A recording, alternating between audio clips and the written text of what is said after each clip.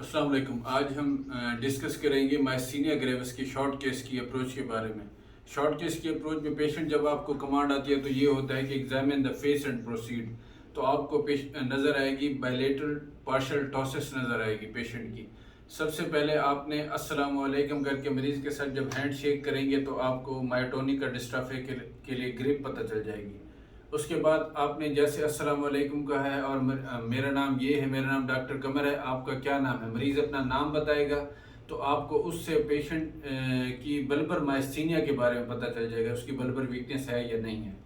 तो ये जो है ना इंट्रोडक्शन पे आपको चीज़ें पता चल जाएंगी। उसके बाद आपने जो है सबसे पहले देखना है कि पेशेंट की विजुअल एक्टिविटी कैसे है। आप सारा परफॉर्म करते रहें और पेशेंट की विजुअल एक्टिविटी ठीक ना हो तो सबसे पहले आपने उठाकर पेशेंट ये कितना है, ये कितना है, जल्दी से विजुअल एक्टिविटी चेक करने के बाद आपने टॉर्च से जो है ना ये रख कर आपने उसका प्यूपल्स रिफ्लेक्सेस चेक करने हैं, थर्ड नर्व चेक करना है।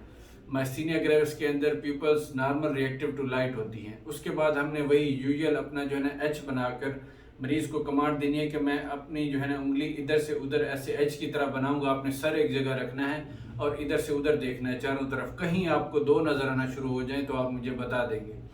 उसके बाद ये करने के बाद मायस्थीनिया नर्व के लिए सेवंथ नर्व ऐसे करके चेक करेंगे तो मरीज एक फीकी सी स्माइल देगा। उसके सिर्फ ये जो है ना मूव करेंगे और ऊपर जो है ना उसकी वीकनेस आपको नजर आएगी, तो ये मायस्थीनिया नर्व होगा। उसके बाद हम फ्रोइंग चेक करने के लिए मायोपैथी के लिए पेशेंट को कहेंगे कि छत की तरफ देखें। छत की तरफ देखने से अगर फ्रोइंग उसकी लॉस है, फ्रोइंग नहीं आ रही तो पेशेंट को मायोपैथी है। ठीक है। उसके बाद हम बल्बर पेशेंट की वीकनेस चेक करने के लिए पेशेंट को आ करवाएंगे और टार्च से उसकी मूवमेंट देखेंगे, उसका फेरिंग्स मूव कर रहा है या नहीं कर रहा।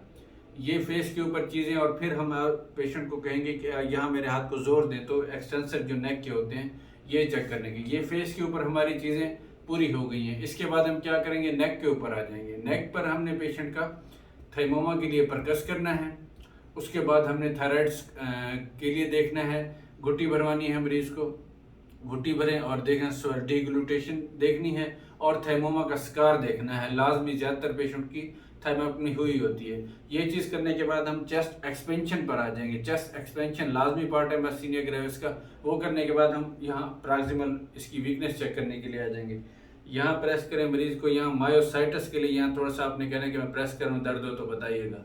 फिर यहाँ पेशेंट के हाथ इस तरह करवा कर उसकी पावर दोनों साइड पे चेक कर लेनी है। और उसके बाद मरीज को कहना है कि मेरे साथ आप ये हाथ मूव करें 15 तक, 1 2 3 4 5 6 7, इसी तरह 15 तक मूव कराने के बाद दोबारा आपने मरीज के इस पर हाथ रख के आर्म्स के ऊपर आपने उसकी पावर चेक करनी है। तो ये वाली साइड की पावर कम हो जाएगी अगर फटीगेबिलिटी होगी तो। उसके बाद आपने क्या करना है कि डिस्टल आपने चेक करनी है पावर, ऐसे करके उसको कहना जोर लगाएं। तो ये जो है ना डिस्टल हम पावर चेक करेंगे मायोटोनिका डिस्ट्रॉफिका के लिए। ये चीज़ें करने के बाद हम आ जाएंगे लेग्स के ऊपर। लेग्स की हमने प्रॉक्सिमल पावर चेक करनी है, डिस्टल ऐसे ऊपर पावर चेक करके रिफ्लेक्सेस हमने लाजमी चेक करने हैं।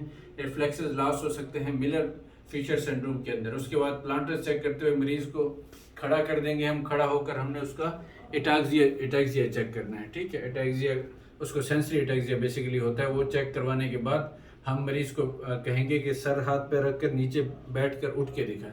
तो ये हम गावर साउंड भी चेक कर लेंगे। तो ये इसके साथ जो एक ऐड कर सकते हैं, आप ये कर सकते हैं कि रेस्टिंग टैक्कार्डिया उसी वक्त देख सकते हैं हैंड के ऊपर, या आप उसी वक्त कफ लगाकर जब हम बाजू देख रहे थे तो अब ये खड़ा होकर हम उसका ये पोस्टर ड्रॉप देख सकते हैं। ये मायस्थीनिया ग्रेविस की स्कीम थी। Thank you very much.